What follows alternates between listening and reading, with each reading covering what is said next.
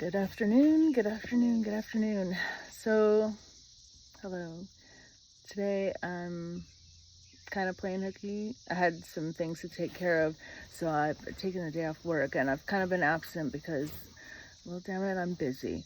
I've dropped the ball on life just to take up a piece of life to make it through cleaning up the past, and so we all get in cycles and we all stop doing what we thought we wanted to do in pursuit of being happier for ourselves, because life does happen. Life happens. And I've had a lot of things happen in the last, I don't remember the last time I posted, but like the last month, a lot's happened for me. At least the last month, probably two, because I moved and took up a new job, and it's going to end soon, and I'm getting ready to find out about another job, and I'm trying to launch myself more publicly with my healing and intuitive energy, psychic reading, and divination, all the things that you do when you're a metaphysical practitioner. And it's really challenging because, there's labels, and you tell people you're spiritual and they don't understand, and you tell people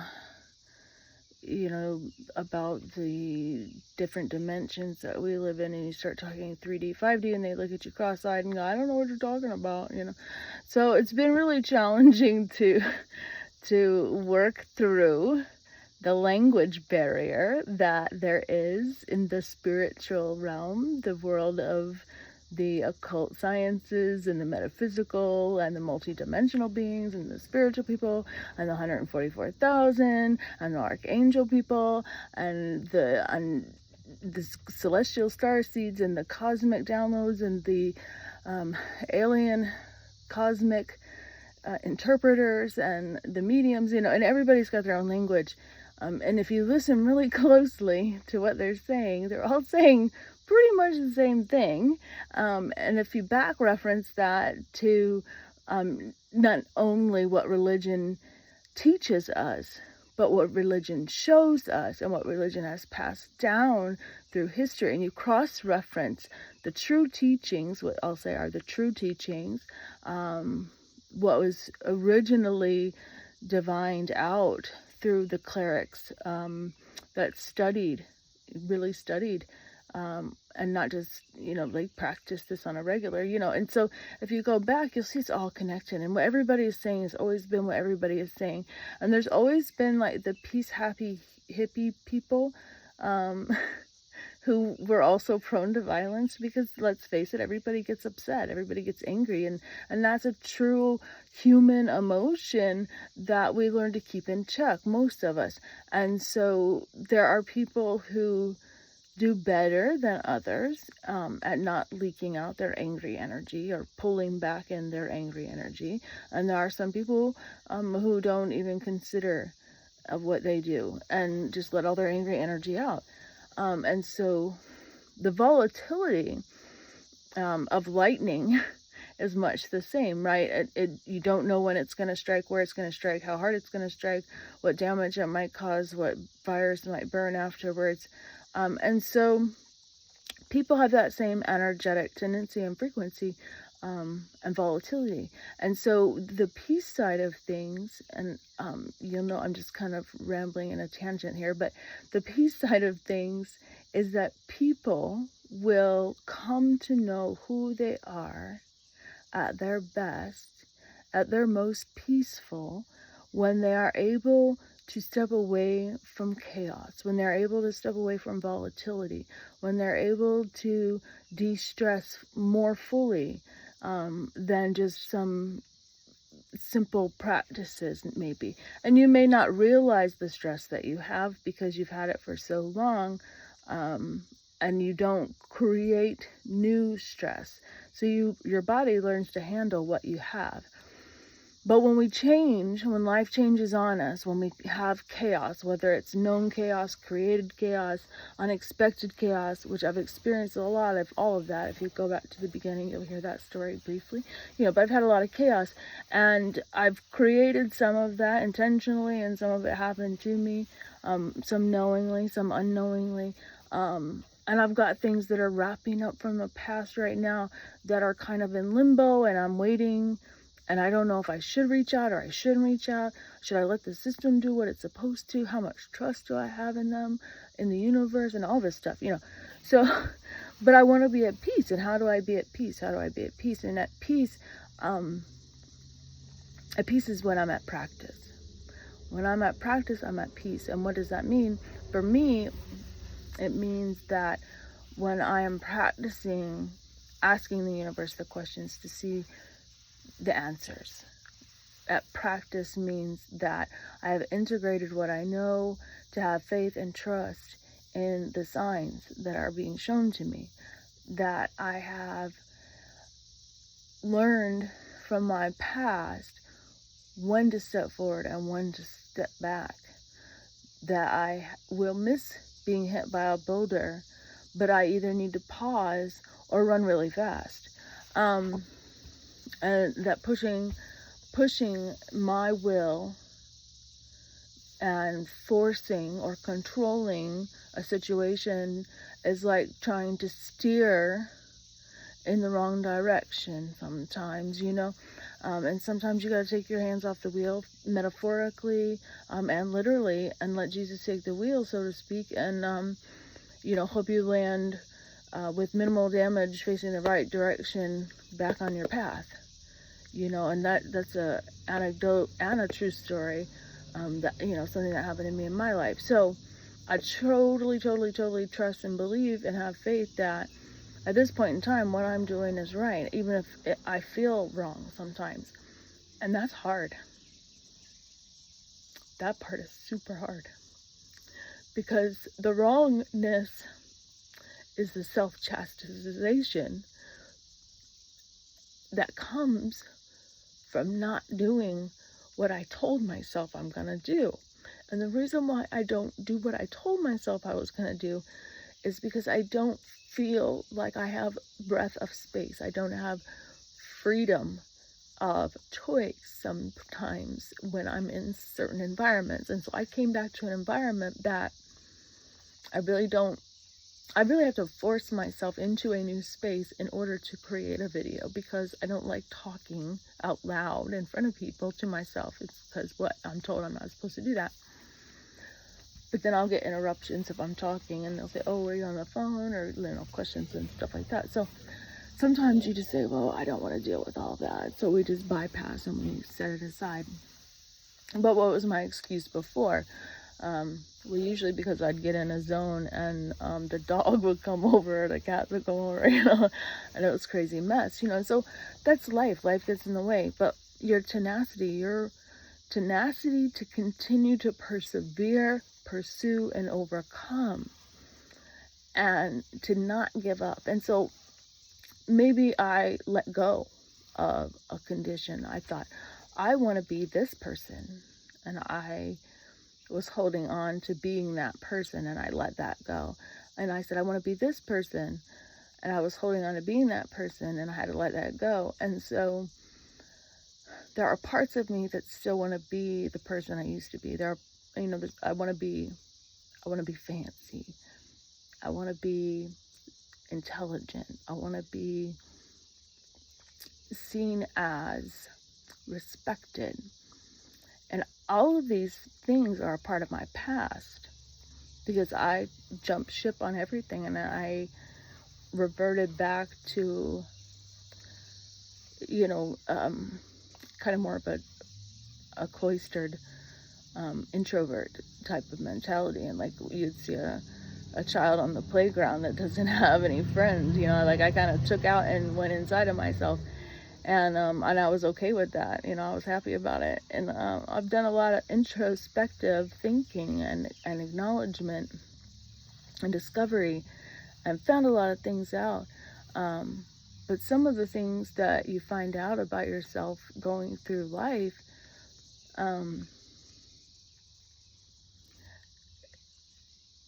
one of the most important things I think that I found out about going through life is that you are everything.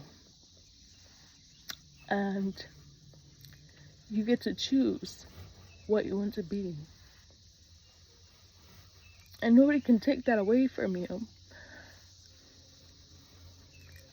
And what we also want to understand is the other side, and that is another side of that, is that if I act a certain way, I can be expected to be treated a certain way. But I also do not have to receive that, the way if I want to act like a small child out in the world, I'm going to be treated like a small child. Or, there's a reference to, a flaky person, somebody who's not very bright. They're going to be treated differently than somebody who is more assertive and self-assured and things like that. So finding a balance of when to be assured and when to be less assured, I guess, acting more of an overbearing parental, some authority figure, or versus, a child or somebody who is incapable or invalid, something like that. And so you have to find a balance within yourself that allows you to be comfortable with who you are around the people that you're with. And if you don't want to feel less than, then you wouldn't bring yourself into a group where you feel less than. And so sometimes that's where we find ourselves hanging out or hanging around or hanging in environments, being around environments that don't necessarily benefit us, but we feel good when we're there because we get an ego boost of some kind. And when we actually get around people who are more equitable towards us, we may feel inferior around certain people, or not see ourselves as worthy as being in somebody else's presence because they have more clout or whatever, more notoriety. And these are all what we would call ego things. And some people will trip on that and say it's bad. It's not. Ego is not bad. You don't want to kill your ego.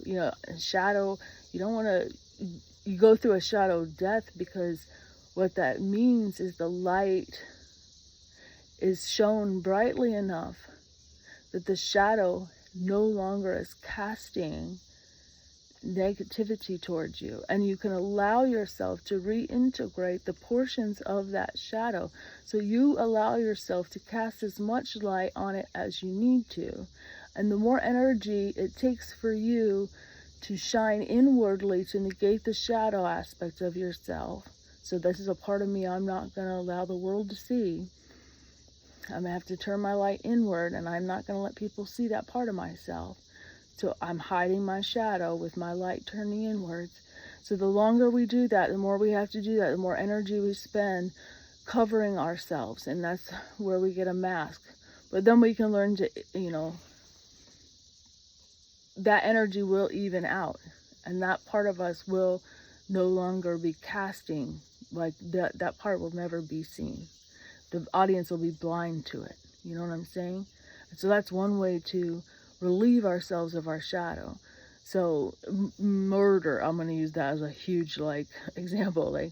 That's considered bad on many levels and in many kingdoms. We don't do that, generally speaking. That's not something that we see as good. There are certain caveats to that, but in any case, but most of us have a general tendency to fight or flight kind of thing. I'm either going to live, it's me or you. That's why we kill spiders, and that's why if we're being attacked, we're going to fight back.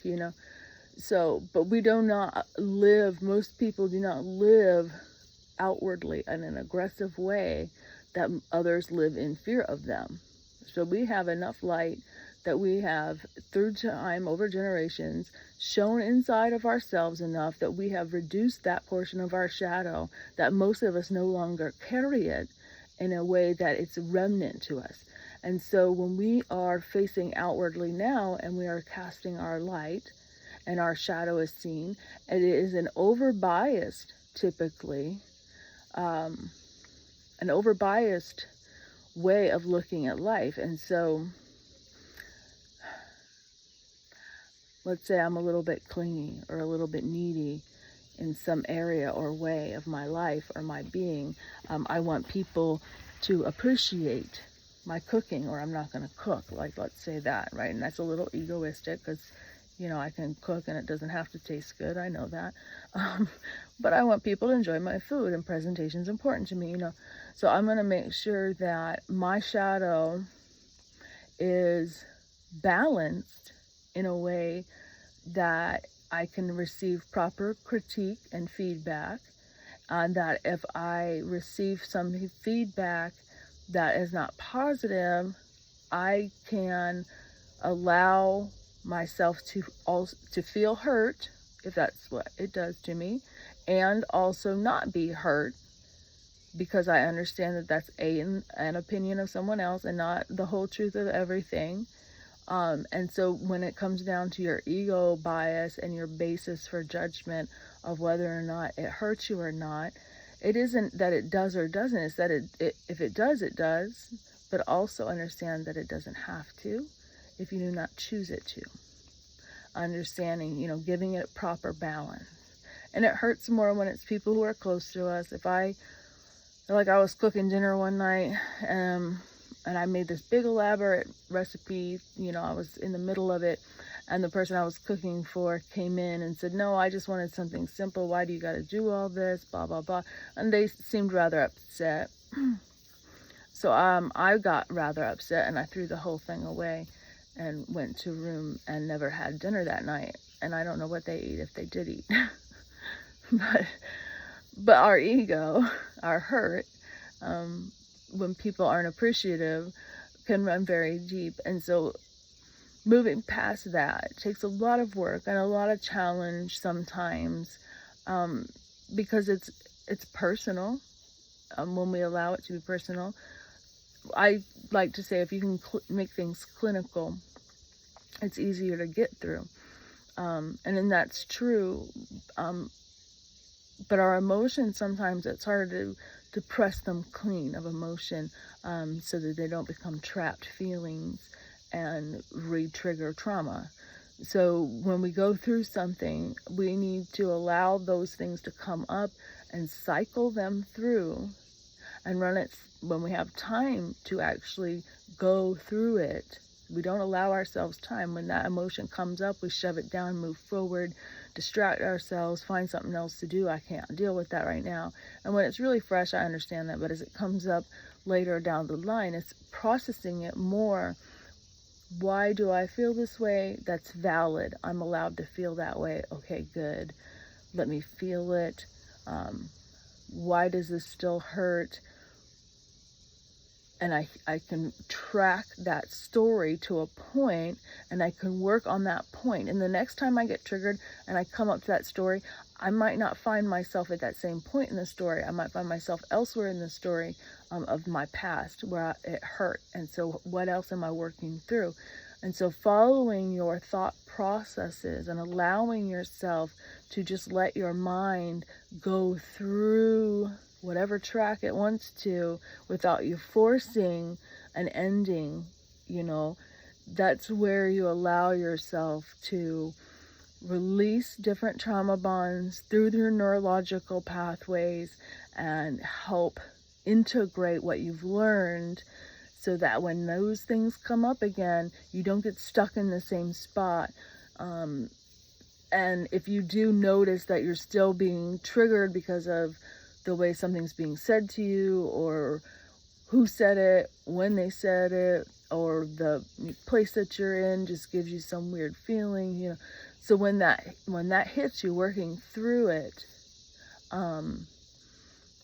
it helps when you say, okay, I've been here before, mentally, emotionally, physically.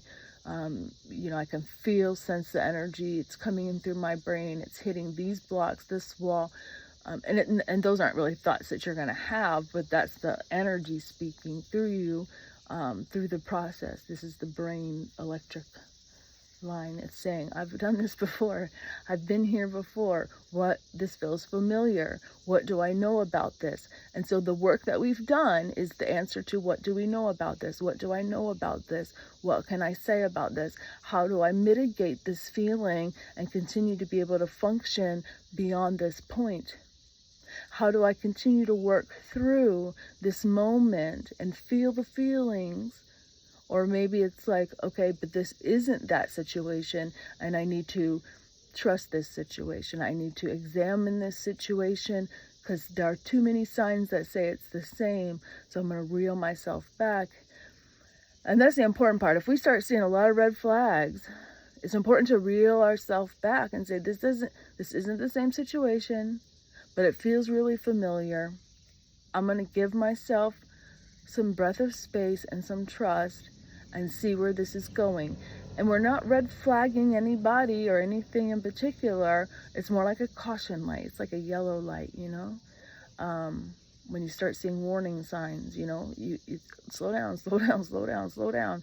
And a lot of us don't slow down, you know? But that's what your brain is trying to do sometimes, is give you those slow down signs. So make sure you're paying attention to those. But when you're in that situation where you're like, okay, I've been through this before, I've had this grief, I've had this scenario of being triggered, I've had this trauma response. I mean, there's a lot of work out there for people with trauma. I'm not going to say like I know everything about anything like that. I'm just talking about, from the learning and researching that I've done, the neurological synapses, what it sounds like inside your brain when you're hitting those trigger points, you know. So like when I'm going through these changes and this chaos in my life, and I'm struggling to adapt, change, and overcome from the choices that I feel I need to make in order to get through to the next day, work through the next month, pay the next bill, and I'm chugging forward, but my brain the whole time, because I'm not doing what I want to do. I'm telling you, I'm not doing what I want to do. So I'm telling, you know, so my brain is and I think I had like a mini aneurysm or something. Like I started having all these signs about stuff, and then today, like the ocular nerve, like that came up. So I've been doing some research, but I also recognize the warning signs of my stress on my body and what that is, because I've had to go retract back from a mental breakdown, retract back down from an excessive stress overload, and different medications and different things that were in my system that were not healthy for me, you know, and I've gone through all of the things and nothing was wrong with me, and doctors can't find anything, and the neuropathy and blah, blah, blah. And so anyway, everybody got something. But if you are sitting there and you are having new symptoms and new signs, and I'm telling you, if you're a starseed, an earth angelic, whatever, and the energies of the earth right now are major crazy, I understand that. But if you're actually having these symptoms, those are signs of stress on the body. Those are signs of a lack of integration. Those are signs that you are in dis-ease often when they tell you about these signs of headaches, body pains,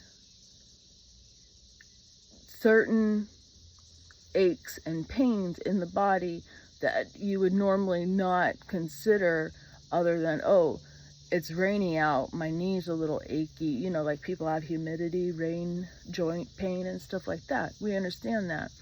But that is a dis-ease in the body that is associated with arthritis usually.